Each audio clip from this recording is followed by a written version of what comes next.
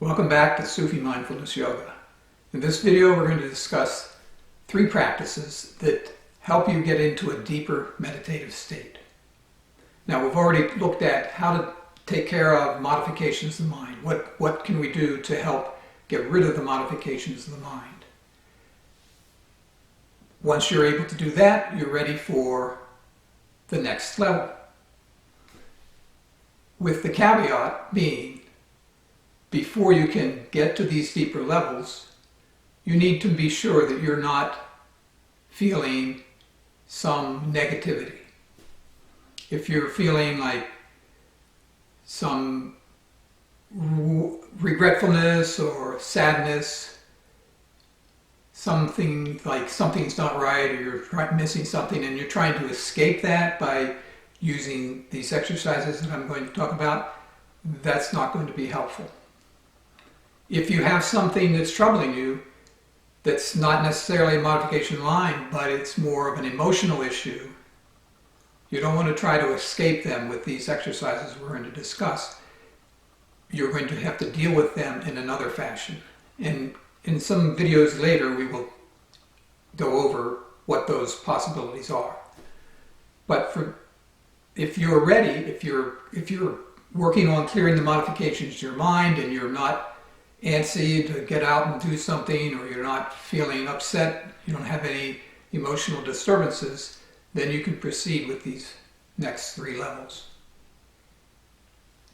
Patanjali lists these levels as concentration, contemplation, and samadhi.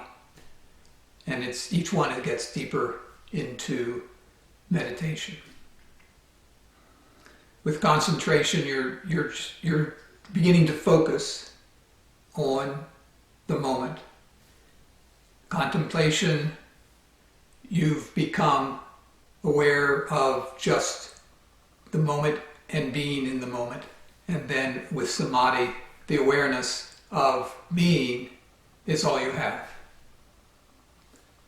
Okay, so how do we get to those levels? If you're successful in clearing the modifications of your mind, you have no emotional issues, and you're sitting in meditative fashion, you will be able to feel pleasantness.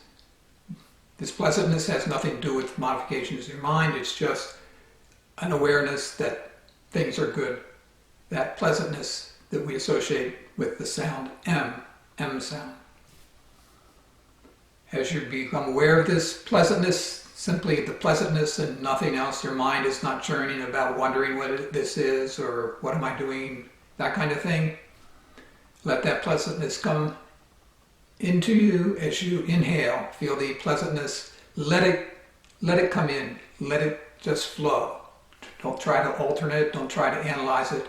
Let it flow. And that sound associated with that letting it flow is the L. And when you begin to exhale, keep letting it flow and feel letting go of the physical feeling of air going out. That is the sound we associate with that is voluntarily letting go of control is K. So the process is an M, L, K. And the Sufi mantra is Malik. But again, we're not saying the sounds, we're feeling them. And you can think of this, or relate this to the very common instructions to beginning meditators that are offered from what is typically a Buddhist perspective, and that is, watch your breath. Always go back to the breath. It seems to be a common way of getting people to meditate and telling them how to meditate. Always watch your breath. Well, here with the Sufi practices, the Sufi mindfulness practices, the mindfulness is watching your breath in this mindful way, being aware of feeling pleasant coming in, letting it happen, and then feeling it release as you exhale. So Malik is letting it feel, come in, let it go, let it exhale. And if you can continue to do that, that's a very good practice. If you don't have things interfering, You're not thinking about it, caring about it. Mind is not churning and wondering, am I doing it right? That kind of things. If you can get rid of all those things, you don't have those things bugging you, then you can do this practice, and that's the first level of the 3 levels. That's the concentration level that if you're using the Patanjali's blueprint for this. Once you've established that ability to do this feeling of the M, the L, the K, malik, breathing, just watching the breath in that fashion, eventually what will happen is the awareness becomes of the process, in a sense, instead of being aware of physical awareness, you're aware of mental awareness. And this becomes, you're going inside. The outside world is disappearing, and you're just feeling now the M inside. Instead of a physical feeling of them, it's more of a mental feeling of this pleasantness. And once you have accomplished that, or once that takes over, you need to release that mentalness as you exhale. And that releasing is a T now instead of an L or a K. The L would be letting it flow. We're not letting it flow. There is no flow to let go anymore. The physical flow that we felt with Malik has disappeared, and now it's mental. So it's letting the mental go, and that's the T. And at that point, you don't feel in control.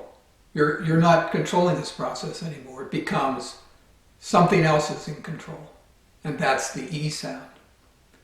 But at the same time, when that happens, the paradox is you feel more in control than ever. It becomes a beautiful feeling of merging with this outside control. The outside control that you're feeling is you controlling. And so that paradoxical feeling of the E turning into an N becomes a very strong and very emotional, almost powerful feeling of presence in a mental sense. So the process is the M, we let it go with the T into an E, which blends into an N, so matin. Matin then is the second level of this meditation 3-level process.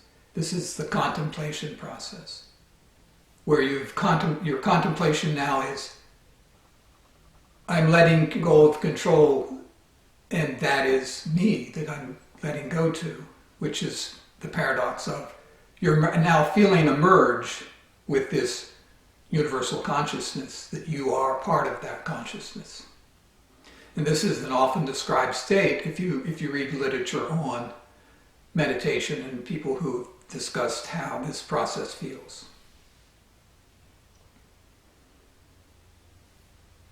What about the 3rd level? The 3rd level of Samadhi is the ultimate level in the Yoga Sutras. This is the total goal is to become merged.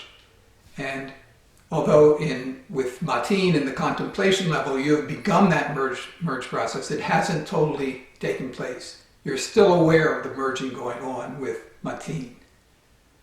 The next level, the merge has taken place, and now there is nothing there except the ecstatic awareness. And this gets described in a way that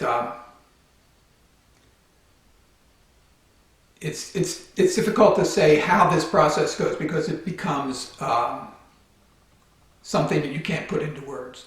So the process that the Sufis write down, or what we record here, is the M, instead of turning into the T, now it turns into this global control, the J sound, which is holding on to this global control. So now you've grabbed this total global control, and this E is still there, the outside power, this outside control has power over the whole process, and that is what you're also holding on to, this mental, and it as you become immersed, the only awareness you have now is you're entirely holding on to this beautiful experience, and the last feeling then is the D of holding on to this mental control.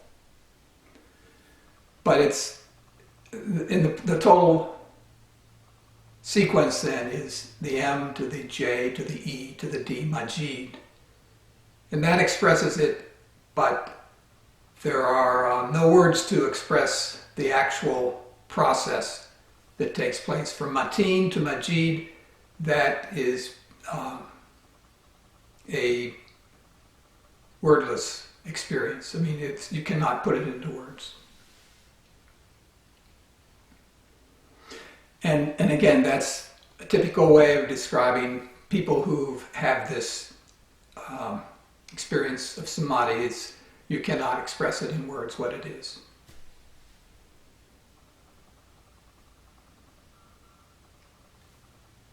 So there we have the three levels: concentration, contemplation, Samadhi, which we characterize with the practices that we name as Malik, Mateen, and Majid. And those together form the three steps to culminate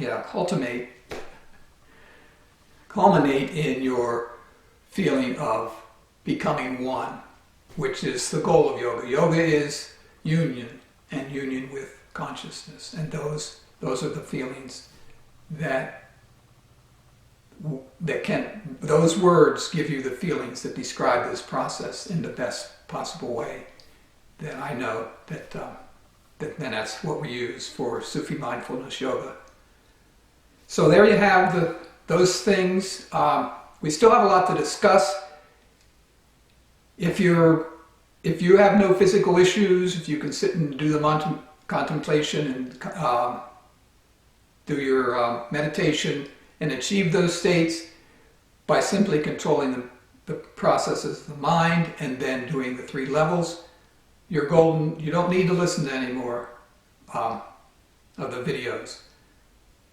But if you have issues such as posture issues, such you're sitting and you feel like you're uncomfortable and you have to switch and move your positions to make yourself more comfortable, those issues we have practices for that can keep you from losing your meditative state and keeping you more in line and keeping you able to continue to meditate more rather than having to break your meditation.